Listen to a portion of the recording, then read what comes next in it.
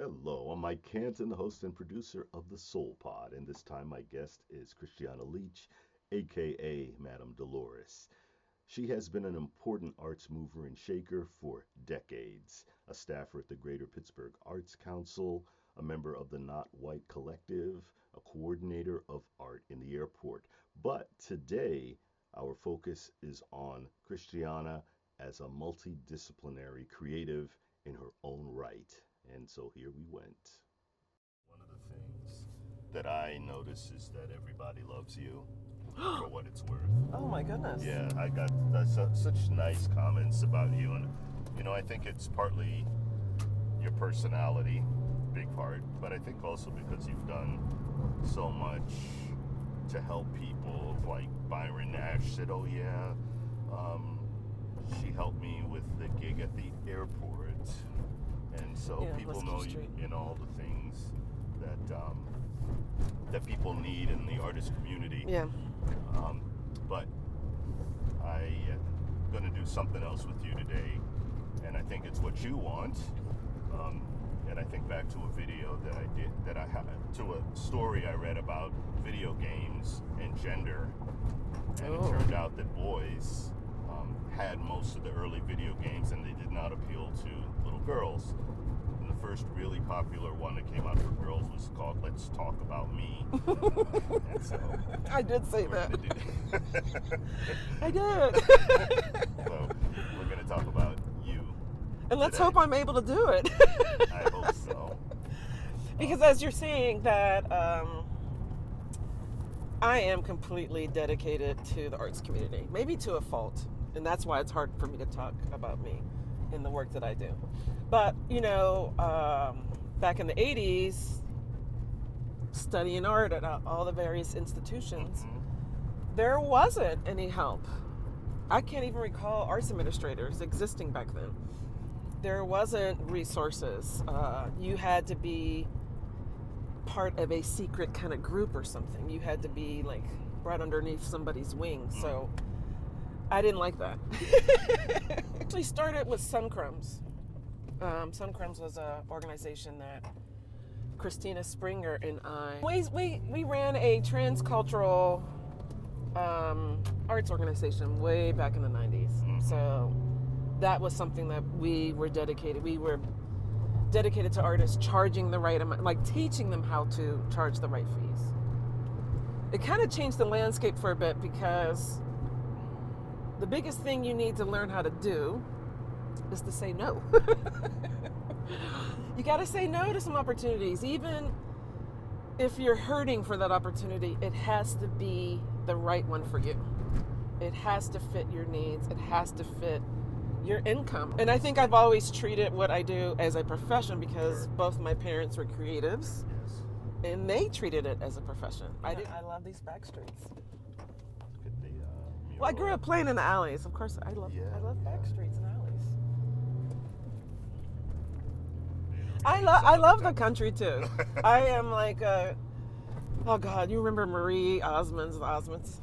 I'm a little bit country. You know that song? I felt like that. I felt like I'm a little bit country and I'm a little bit rock and roll, which I consider urban. Yes. Because both my parents come from like a farming background. Yeah, my grandfather, my great grandmother had a farm down in North Carolina, right? And then my mother, her folks had a farm in their backyard in Germany. Let's make it right here. Oh, we're still doing back streets. Thank Yes, you. back streets, my favorite. Yeah, so I love the quiet in the country. Yep. I think that's why I've never make a left here. I've never needed to be in New York. I have my own energy. I don't need a place to give me energy. I got my own energy. And that's cool if you need a place to give you energy, but that's not me. You told me once about finding complete solitude to be creative, including blocking off other people's art. Yes. You can talk about that. Well, after spending 30 years in arts administration, Yes. which is really gearing, even when I do something for myself, I'm thinking about how it is applied Yes. for other people. Like there's a learning in it. So I had to find a way to kind of cut that off it's not ending. I needed to redirect my energy and resources back to myself and relearn how that applies to myself. I needed to be able to hear my own ideas. We're surrounded by so much media. Things seep in. I didn't want anything seeping in, so I turned a lot of things off. And I remember I used to be an avid reader of music magazines, and I read something about Prince, and Prince said when he works on his albums, he doesn't listen to anybody else's music. And I was like, I'm going to do that. I understand that, right? Because you can't hear your own voice and your own sound. Yeah.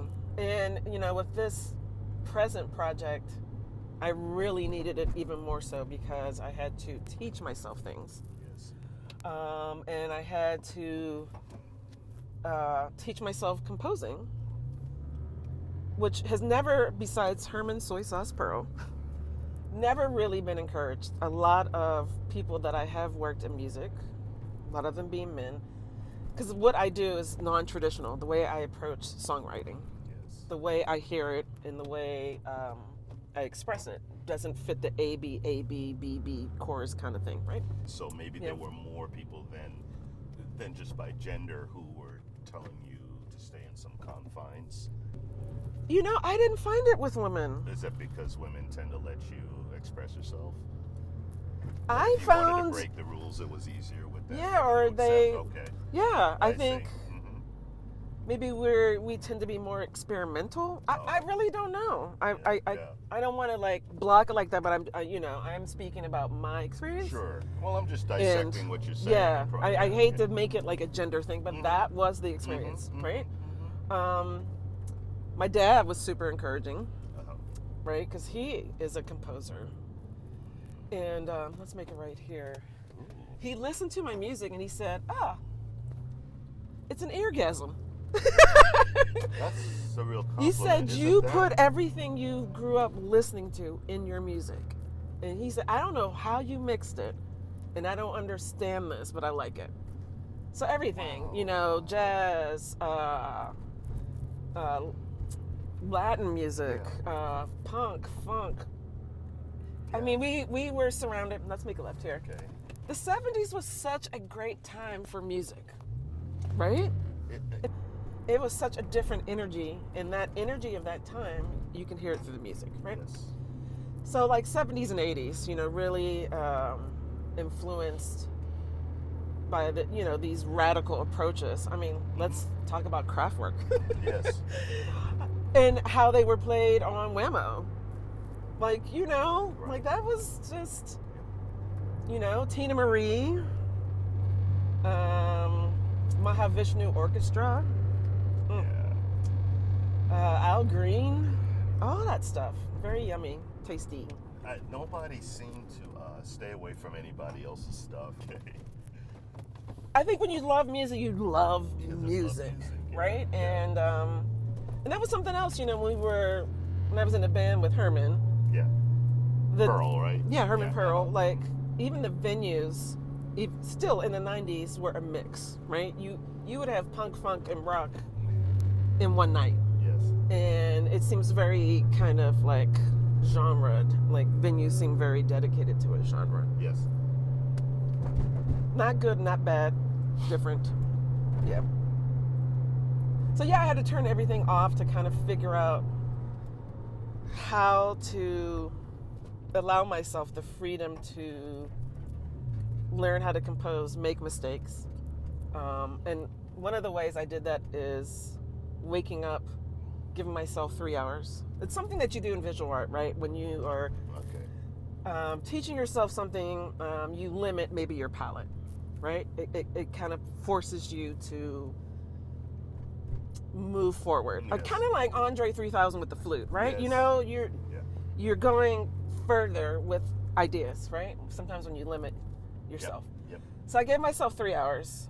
I would make the music, do the production, and sing whatever was on the top of my head. And I didn't change any of that on these new albums. I tried to re-sing them, but when you don't perform the songs, you can't recapture the emotion.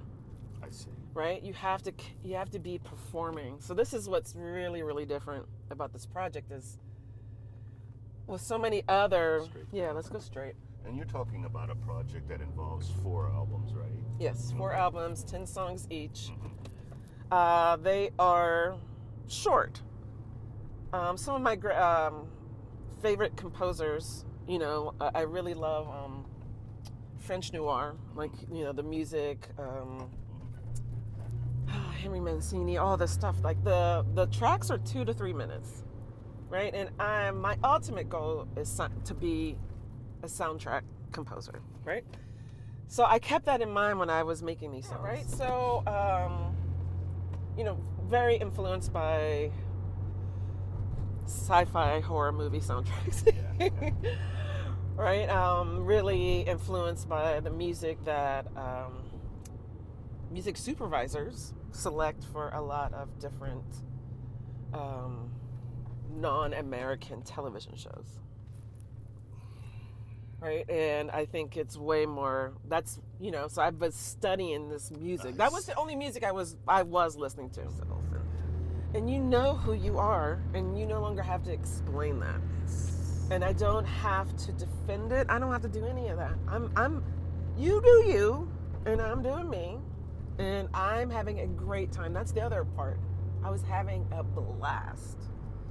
I'm sure I drove my neighbors nuts because I would be singing at the top of my lungs right next to the window at 5:30 in the morning.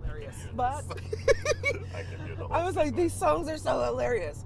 Even when they're like dark. Like I wrote a song about seeing my babysitter at Kennywood.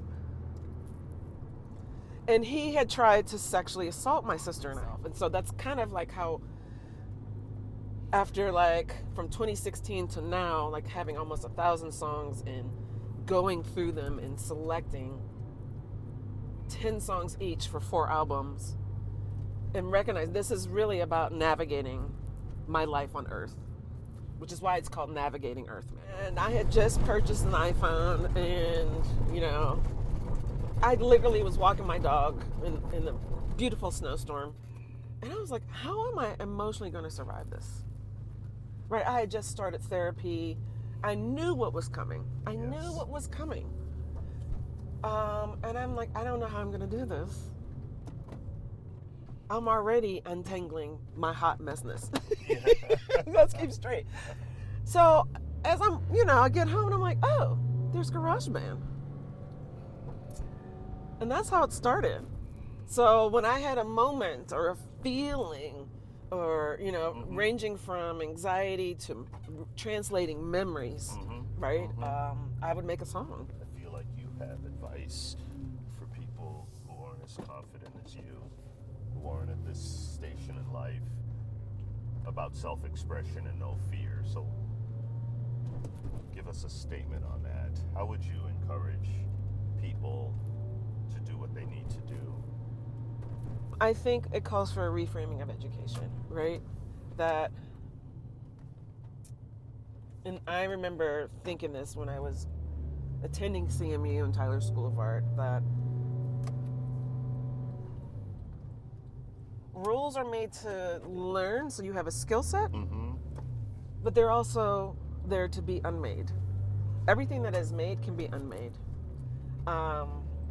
Even the thought of going to school when you know that knowledge is built upon our ancestors, built upon thousands of years of knowledge of people who did not go to college. Oh, we could go that way. Yep. Allowing yourself the freedom.